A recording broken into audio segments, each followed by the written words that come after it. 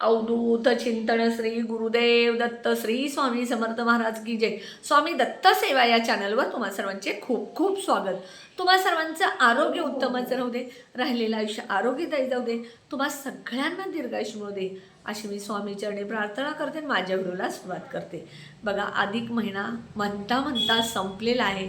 उद्या अधिक महिन्याची अमावस्या आहे आणि अधिक महिन्याच्या अमावस्येला शेवटच्या दिवशी दरशा अमावस्या उद्या रविवारी दुपारी 12:20 लागणार आहे आणि सोमवारी सोमवती अमावस्या। सोमवती अमावस्या म्हणजे शंकर महादेव शिव यांना समर्पित ही अशी अमावस्या आहे। ही अमावस्या सकाळी 8:24 संपणार आहे। तर ह्या सोमवती अमावस्येला दरशा अमावस्येला तुम्हाला पितृंसाठी काही सेवा करायची आहे। कारण घरामध्ये आपल्या मुलांची लग्न होत नसतील, आर्थिक अडचणी असतील, वारंवार वाद होत असतील, मुलं ऐकत नसतील, मुलांना संतान प्राप्ती होत नसेल, मुलांच्या नोकरीमध्ये अडथळे, व्यवसायात प्रगती होत नाही, व्यवसायातला आलेला पैसा टिकत नाही किंवा पैसा येतो तो पैसा सगळा निघून असा जातो आणि घरात वारंवार प्रत्येकाचं एकमेकाशी न पटणं, भांडण होणं, ह्या सगळ्या पितृंच्या दोषाची कारणं आहेत। मग ह्यासाठी तुम्हाला काय करायचं आहे बघा, सोमवारी सकाळी तुम्हाला लवकर उठायचं आहे। उठल्यानंतर सगळ्यात पहिल्यांदा आंघोळ करत असताना आंघोळीच्या पाण्यामध्ये चिमूटभर हळद, भीमसेन कापूर, गंगाजल टाकायचं, आंघोळ करायची, स्वच्छ धुतलेले कपडे घालायचे आणि सगळ्यात पहिल्यांदा एक आसन घ्यायचं बसायला। हे जे आसन आहे हे फक्त फक्त पितृंच्या वाचनासाठी घ्यायचं आहे। त्यामुळे हे आसन पितृस्तोत्र वाचल्यानंतर अशा एका ठिकाणी ठेवायचं की जेणेकरून तुमचा परत पितृस्तोत्र वाचायला बसत नाही तोपर्यंत त्याला हात लावायचा नाही, अशा ठिकाणी ठेवायचं। मग आसन घ्यायचं, बसायचं, दक्षिणेला तोंड करायचं, एक शेजारी दिवा लावायचा, हा दिवा दक्षिणेला तोंड करून लावायचा आणि त्यानंतर तुम्ही पितृस्तवन किंवा पितृस्तोत्र वाचायचं आणि मग तुम्ही पितृंना प्रार्थना करायची। तुमच्या काय ज्या अडचणी आहेत त्या सगळ्या तुम्ही त्या पितृंना सांगायच्या, कारण ह्यामुळे पितृमुक्ती आणि तृप्ती होते, म्हणून पितृंच्यासाठी हा करायचा। त्यानंतर बघा, तुमचा मुख्य दरवाजा आहे तो स्वच्छ पुसायचा, होमरा पुसायचा, होमऱ्याचा पूजा, दरवाजावरती हळदी कुंकवाचं स्वस्ती काढायचं, दरवाजाच्या बाहेर स्वच्छ पुसून रांगोळी काढायची, तुळशीला जल अर्पण करायचं। तुळशीला जल उद्या सोमवारी जल अर्पण करत असताना त्या पाण्यामध्ये चिमूटभर हळद, कुंकू, थोडंसं कच्चं दूध आणि काळे तीळ टाकायचे आणि जल अर्पण करायचं।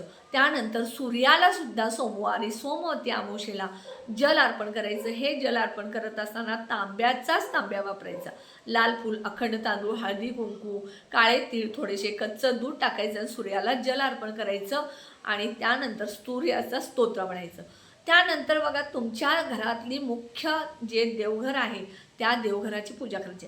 मग त्यापूर्वी तुम्ही तुमच्या घरातले झाडलोट, जाडे, जळमाटे, कचरा जो आहे तो सगळा काढायचा। फरशी पुसत असताना फरशीच्या पाण्यामध्ये थोडंसं भीमसेन कापूर, थोडा लिंबू, चिमूटभर हळद, खडे मीठ आणि गोमूत्र टाकायचं आणि फरशी स्वच्छ पुसून घ्यायची आणि त्यानंतर तुम्ही तुमच्या देवघरातली पूजा करायची।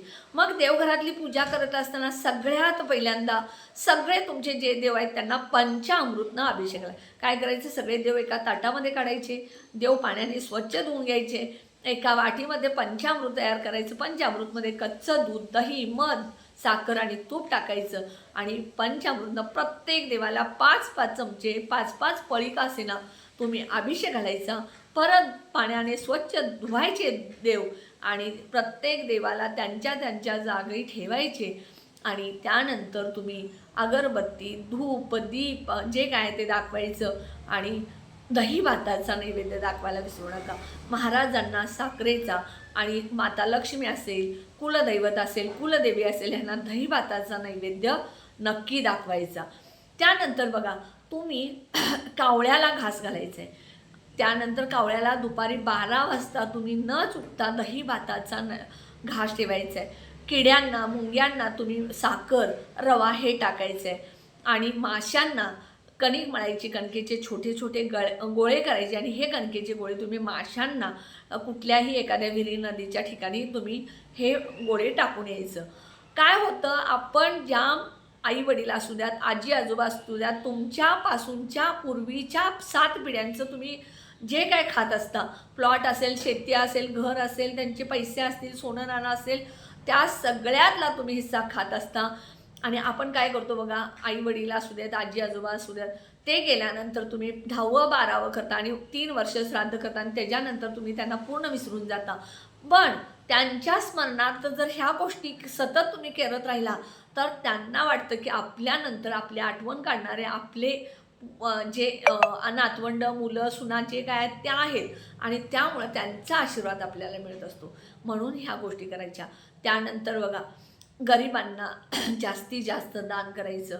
गरिबांना म्हणजे काय, वृद्धाश्रम, अनाथ आश्रम, त्यानंतर बघा जे गरीब लोक फुटपाथवर बसलेले असतात त्यांना तुम्ही एक वेळचं जेवण द्या, पाण्याची बॉटल द्या, वडा द्या, केळी द्या, काही ना काही खायच्या रूपात द्या. पैसे कुणालाही देऊ नका, कारण आजकाल असं झालेलं आहे की पैसे मागायचे, गोळा करायचे आणि बँक बॅलन्स करायचा, अशी भिकाऱ्यांची अवस्था, म्हणजे भिकाऱ्यांनी साखळी गेलेली आहे. म्हणून तुम्हाला सांगते, जास्तीत जास्त वडापाव द्या, केळी द्या, फळं द्या. आता आंब्याचं सीझन आहे, त्याही लोकांना आंबे खाण्याचा मोह असतो आणि त्यांना ते मिळत नसतं. तर आंबे खायला दिला तर त्यांच्या मनामध्ये तो आनंद होतो, ते आंबे खायला द्या.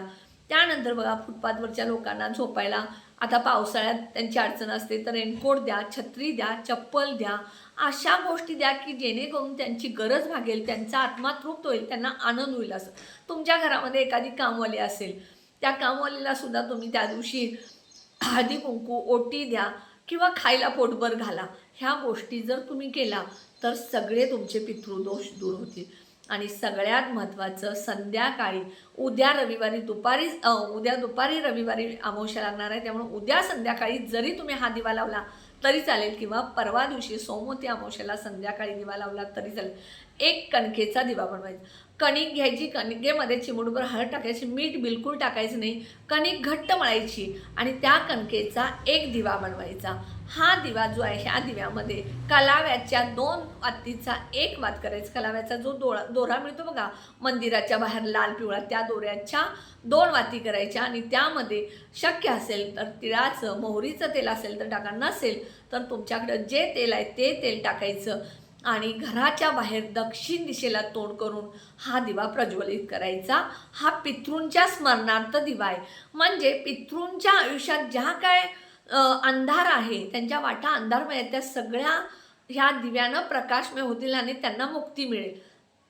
त्यामुळं हा दिवा संध्याकाळी लावायचा आहे.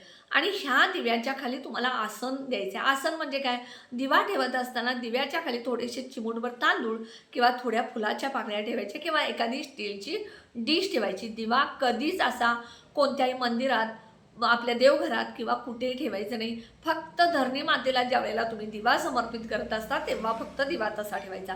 नाहीतर ज्या वेळेला तुम्ही दीप प्रज्वलन करत असता, दिवा देवघरात किंवा मंदिरात, तुळशीजवळ, केळीच्या झाडाजवळ लावत असता, त्यावेळेला त्या दिव्याखाली आसन द्यायला विसरू नका. आणि त्यानंतर तुम्हाला हे सगळं केल्यानंतर रात्रीसुद्धा झोपताना पितृंना स्मरण करायचं, सांगायचं की आमच्याकडून जर काही चुका झाल्या असतील तर क्षमा करा, आम्हाला तुमचा आशीर्वाद मिळू दे, आमच्या घरातल्या अडचणी तुमच्या आशीर्वादानं दूर होऊ देत. मग मुलांची लग्न असू देत, पैसा असू दे, नोकरी असू दे, वादविवाद असू दे, हे सगळं दूर होईल. उपाय नक्की करा. प्रत्येक अमावस्याला तुम्ही हा उपाय करून बघा, 100% तुम्हाला त्याचा फरक पडणार आहे. मग आर्थिक वाढसुद्धा व्हायला सुरू होईल. अलक्ष्मी असेल, नकारात्मकता असेल, ही नकारात्मकता अलक्ष्मी निघून जाईल आणि घरामध्ये लक्ष्मी प्राप्ती होईल. दररोज पैसा तुमच्याकडे कष्टाचा, मेहनतीचा यायला सुरू होईल. आणि त्याचप्रमाणे घर जे आहे, घरातली व्यक्ती, माणसं जी आहेत, त्यांच्या घरामध्ये एकोबा गुण्या गोविंदानं सगळ्यांचा संसार होईल. घरात सुख, संपत्ती, ऐश्वर येईल. 7 पिढ्यांचं दारिद्र्य नक्की दूर होईल. उपाय नक्की करा. व्हिडिओला जास्तीत जास्त शेअर करा, लाईक करा, सबस्क्राईब करायला विसरू नका. कारण बरेच जण माझ्या व्हिडिओला आता खूप दिवस झाले व्हिडिओ कमी असल्यामुळे सबस्क्राईब करत नाहीत आणि लाईक आणि शेअरसुद्धा करायला विसरू नका. कमेंट बॉक्समध्ये नक्की श्री स्वामी समर्थ लिहा, कारण जिथे स्वामी पाय तिथे नेऊ नका. आहे स्वामी आहेत म्हणून आपण आहे आणि म्हणून स्वामी समर्थ लिहायला विसरू नका. श्री स्वामी समर्थ.